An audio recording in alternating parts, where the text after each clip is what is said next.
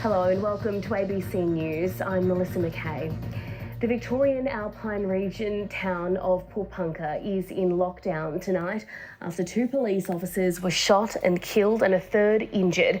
10 officers went to a property there to serve a warrant from the Sexual Crime Squad on Mr Freeman, a local known to consider himself as a sovereign citizen.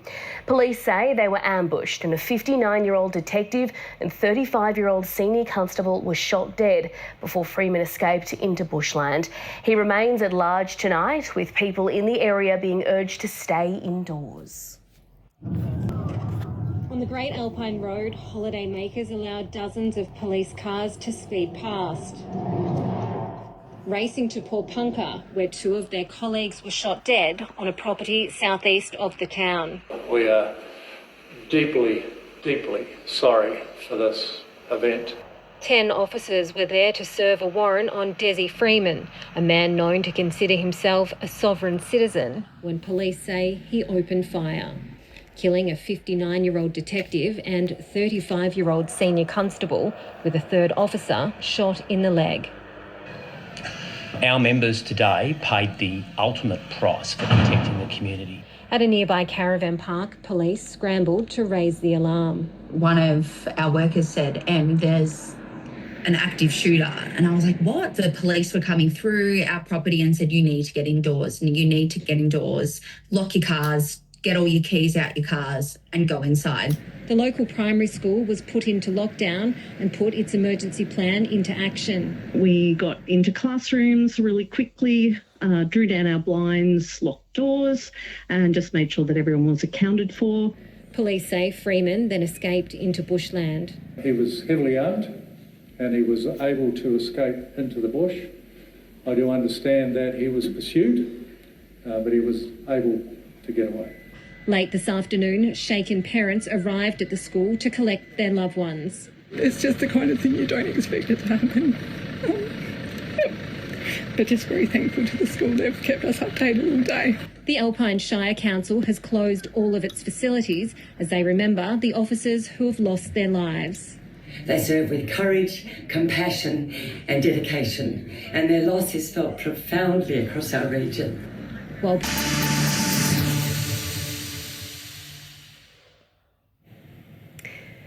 We're going to take you live now to Victoria, where the Victorian Premier Jacinta Allen is giving an update on the unfolding situation in the state, where 2 police officers have been killed and a third is currently undergoing surgery after being shot. What has occurred today in Porepunkah is shocking. I might just pause for a tick while we... Sorry, Heidi. Yeah. I'll just pause for a minute.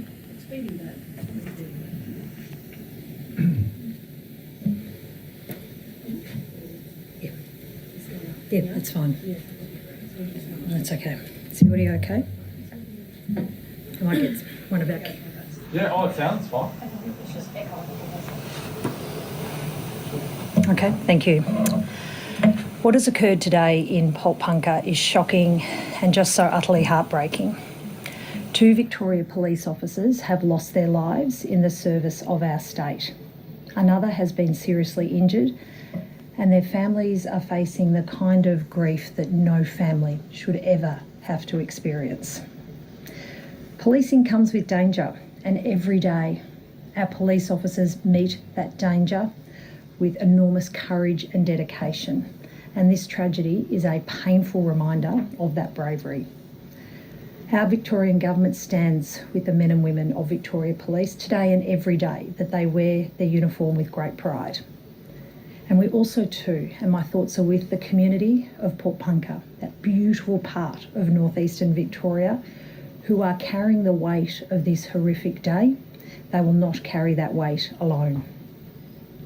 Our thoughts too should remain with the Victoria Police members and the wider emergency services who are right now still responding to this most unthinkable crime. And our hearts are with and remain with the families, the friends and colleagues of those who have been lost. Every support they need, we will provide, and today is such a tragic day for our state. I'll now hand over to the Police Minister. Thank you, Premier. Today, 2 fallen officers have joined the ranks of so many over many years who have made the ultimate sacrifice in serving our community here in Victoria. Our thoughts are with them, with their families, with their police colleagues. We also know police members, past and present, are feeling this very deeply.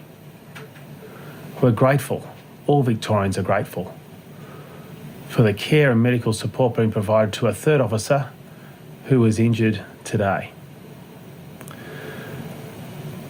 We know that the police operation continues.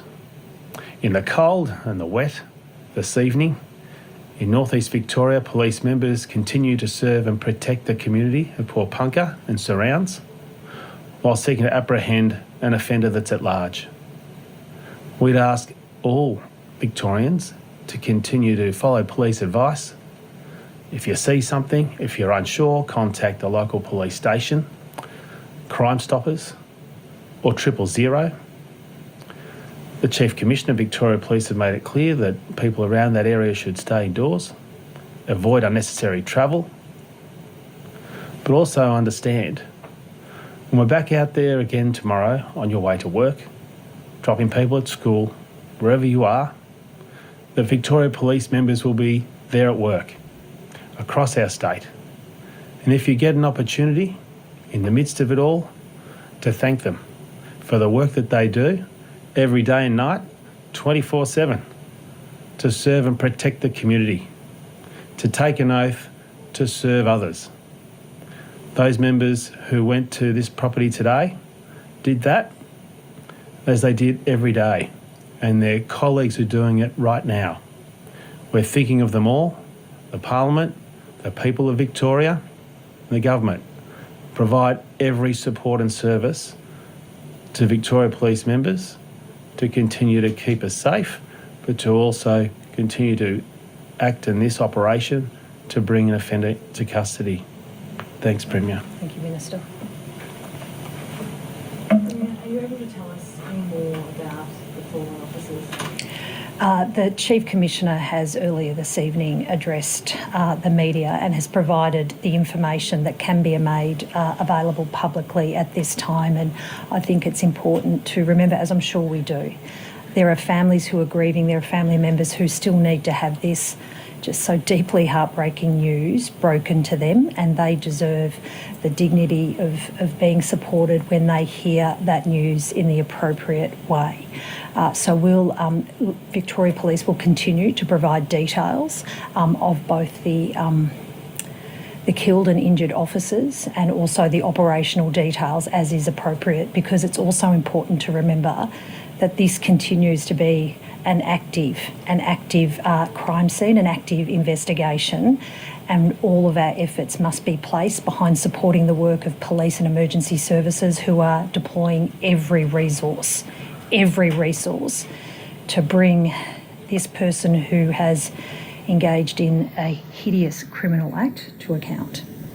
Gone into calling in more specialists, say Defence Force members? Yeah, Heidi, in terms of the operational decisions, the Chief Commissioner will speak to those and make those operational decisions as is appropriate. And the Chief Commissioner earlier this evening has already gone to the significant resources that are being deployed right now by Victoria Police. And I also make it very clear that if there are additional resources that the Victorian Government can provide to support the work of both the Victoria Police but also too, there are many other emergency services who are supporting that work.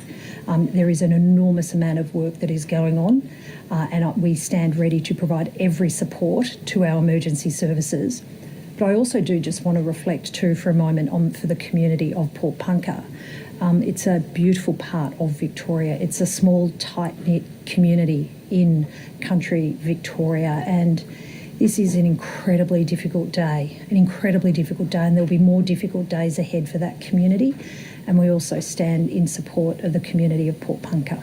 Can you tell us more about this update? Again, that is something for Victoria Police to provide that detail and those updates, because clearly every resource is being deployed to apprehend this offender.